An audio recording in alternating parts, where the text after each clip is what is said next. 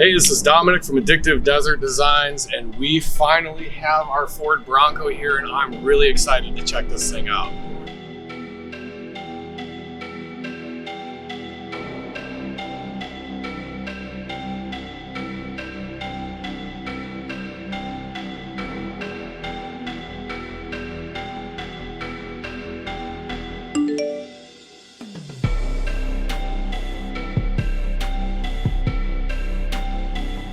Just see what we got on this package here. So we'll start out in the front. We do not have the steel bumpers on this one. We have the plastic bumpers. Do have parking sensors, which is good for us since we're gonna have to test those out. Our bumpers will keep those. You will keep all those factory features, so it's really good for us. We do have the Wildtrak pack here. So it does have a little graphic on the hood. It's nothing too fancy. It doesn't stand out too much, but just a little black accenting. And then you can see they put the Wildtrak in there in like kind of a ghost decal. With the Wildtrak, you do get the wider fenders here. So you can see with the factory bumper, they don't quite line up. On the other trim, which we will take a look at in a little bit here, the other trim, they line up better and they're a thinner fender flare. But this is only done because this one has the beadlock capable wheels with the 35-inch tires. So there's more of an offset on the wheel, and they want the fenders to cover the wheels here. So this one has the bigger wheels, bigger fenders. Moving on, we did get a hard top. So between the two, I'll show you a little later, we have one with a soft top too that we can look at. The hard top definitely is a more finished look. Ours is not paint matched, but I think the black accents the red color just fine. I think this is gonna look great when we're done building it. We can move along to the back here. Again, you can see that the fenders are wider, so we've got this little piece here to kind of extend the OEM bumper to meet up with it a little better. Not sure that was really necessary, but it does help. They do meet up better, so helps with the wider fenders. So you'll notice as you kind of go around this vehicle, there's a bunch of different spots here that's meant to be mounts for lights or other various accessories. So they're labeled here accessory ready, and then it's just got bolt holes that you can use. Really nice for people in the aftermarket. You can put lights and stuff in there and not have to try too hard. So now that we've gone over everything on the exterior, let's get in it, take it for a drive, see how it drives, see what the interior looks like. All right, so let's drive this thing. This is the V6 version, so this is the one with a little bit more power. As you can see too, it's got a really nice interior. It's pretty optioned out. So you got the two-tone leather seats. You got the bigger screen. I believe all of the models have this screen within the gauge cluster here.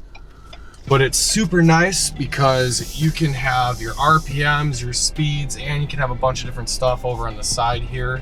So it kind of just gives you a lot of options for what you're looking at. The screen here is big too. You can split this off so you can see what's playing music wise. You can have your navigation going at the same time. I haven't been able to deep dive into the features yet here, but I'm sure there's a lot of stuff you can do with this. Overall, first impressions, they drive really nice. The suspension soaks up a lot of the bumps, so even the speed bumps that we've been going over, it feels really good. I daily drive a truck, and this is just way smoother than my truck, so you can already tell that it drive pretty nice off-road. I can't wait to get one of these off-road. That's the test we really want to do. But for now on the street, it has really good manners, and we just went over a speed bump there. You can barely feel it. So let's turn out on the road here. While we're in some of the slower spots here, we can look at some of the features. This one, like I said, has a lot of the options. So you have your things like upfitter switches here. Anyone that's had a Raptor or a Super Duty knows that these are awesome. If you've ever had to wire your own car, once you've wired one with auxiliary switches, it's really hard to go back. I hate putting wires through the firewall and drilling into the dash and everything. So that really helps out a lot. The other thing that this one has, because it's the higher model, is it's got the lockers here, front and rear, and then it's got the turning too, so you can turn on a dime. And then you've got your GOAT modes down here too. So this one also has the one pedal drive, so if you hit this button here, Obviously, I'm not going to do it because we're not on the trail, but as you let off the gas, it'll apply the brakes automatically for you. It's 4 low, 4 high, 4 automatic. And then as you scroll through the GOAT modes, I don't know if you can get that, but you can see all the different modes changing here. So I know the different trim levels have different GOAT modes. There's a lot of them that carry over, but some of them are different.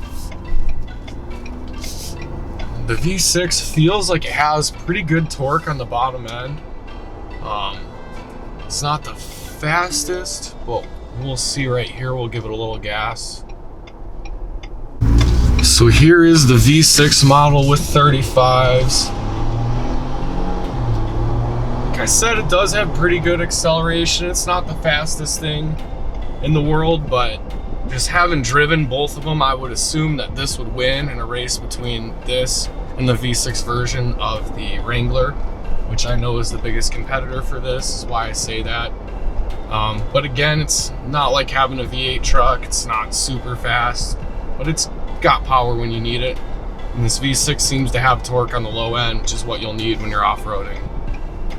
A lot of the interior touches, it seems like they took after their number 1 competitor here. So your window switches are in the center here instead of being on the doors. I got grab handles everywhere over here and down here for your passengers for when you're off-road in case you're going too wild. The hard top comes off in sections, so you'll be able to take this section off and this section off separate from the rest of it. And then I believe the back windows come off separately as well. So that's also pretty similar to the Wrangler there. But overall, just the trim, the craftsmanship, it's just really nice. The dashboard's really nice. I really like the inset Bronco, just the way it's all styled. It looks kind of futuristic. I think it'll hold up with time. It's just a very good looking interior.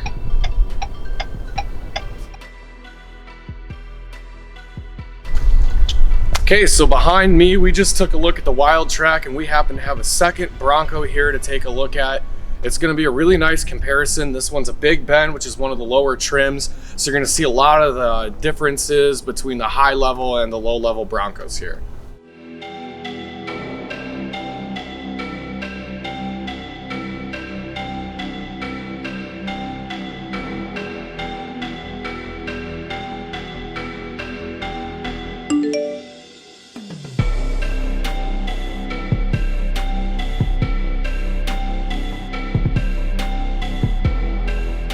So right off the bat in the front, you can see that the grill is different. They call this the lower trim grill, though I still think it looks pretty good. The other one was painted black. This just kind of has a natural gray plastic finish. The only thing that I'm not so happy about with this one is it just leaves a lot of open space, so you can see a lot of the stuff that's tucked behind it. Doesn't have a very finished look, but overall still very nice.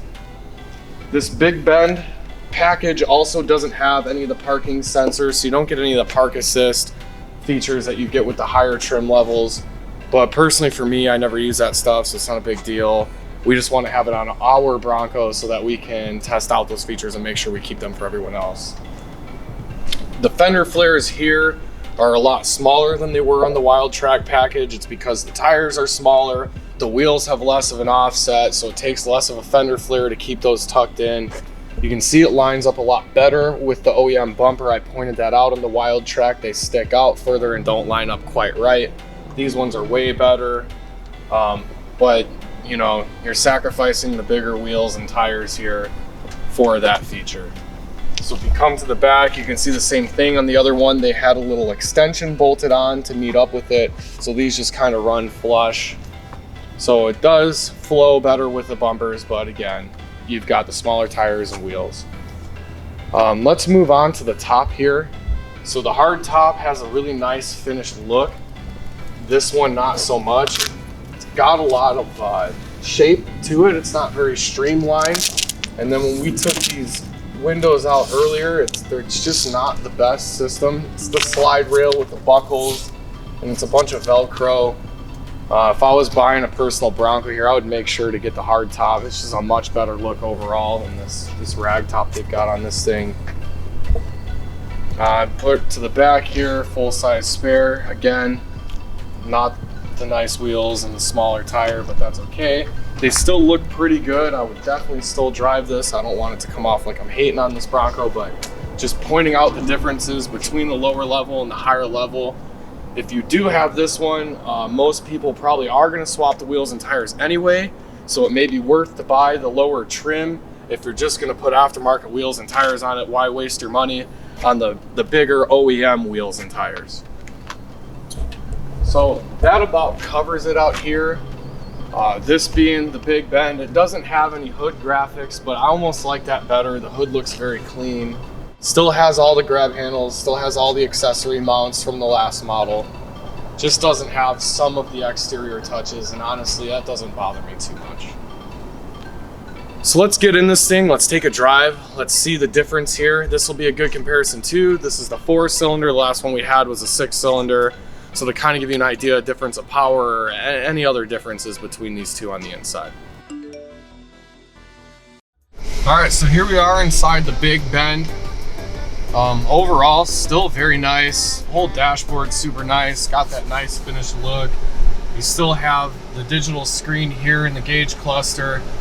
Again, the graphics they have on it, the whole thing looks pretty futuristic. It's a pretty cool looking interior overall. I really do like the inside of these. But now let's get into the differences a little bit. So right off the bat, the first thing you notice is the WildTrak has the big screen. And you see here, this one's a lot smaller. Some people don't mind that stuff. It still does all the same things. So it's really just the size of it, how many things you can have up there at once. Like I said before, I haven't gone through too many of the features and settings. It does actually look like there are less features here. I don't see navigation at all. So that is a big difference right there. The gauge cluster down here looks a little cheaper. There's just not as many options here. It doesn't have the dual climate AC. There were a couple other things here that just aren't featured here. And if you look up here at this one, this trim level doesn't have the lockers, so it's just missing a couple of buttons up here, which is no big deal. But then you come up here and there are no upfitter switches. Like I said when we were going through the last one, the upfitters really help out when you're wiring in lights or just any auxiliary. But up here they give you a sunglass holder instead. So just stuff to look out for when you're ordering your trim levels. You still have the GOAT modes feature down here. The one difference is you don't have the 4-wheel drive automatic. So I'm not sure how much that matters to most people. If I'm off-roading, I'm either going to be in all-time 4 high or 4 low. But I can see where it would be nice if you're driving on a street. Maybe it snowed a little bit. Some areas are dry, some areas are wet. It'll kind of give you that ability to just run that and not worry about what you're in. The fabric seats here are still pretty comfortable. A lot of people love leather, but the seats are pretty nice and the fabric's pretty nice. Those don't offend me at all. I wouldn't mind having these in my Bronco if I had a Bronco. This trim does have the 4-cylinder, so at the very bottom end torque is not really there. There's a little bit of turbo lag with this engine, but once the turbos get going, it does produce good power. So I really wouldn't mind if I had a Bronco having this 4-cylinder either. I don't think it's that big of a deal to have this over the 6-cylinder. Though the 6-cylinder is a little faster and does have more bottom end torque, this still really isn't bad. And I'm sure this is right on cue with the 4-cylinder that comes in the Wrangler. So once we get this green light here, I'll give it a little bit of gas so we can see. Other than that, the interiors are pretty similar. You know, maybe it's just different colors. The other one had the light accents. This one, they're a little bit darker. But most of it's the same. It's just those little things that I pointed out earlier that are different. All right, let's get straight here. Let's see what kind of power this has. So again, bottom end, very slow, but turbos kick in now. And it does pretty good. Not the fastest car out there, but it does have some power there. I think this will do plenty good off-road. The only thing that, you know, might be upsetting is that very bottom end torque. But if you've got this thing in forward low, if you're climbing rocks and stuff like that, you should be able to get the RPMs high enough and use the power band. Should be totally fine.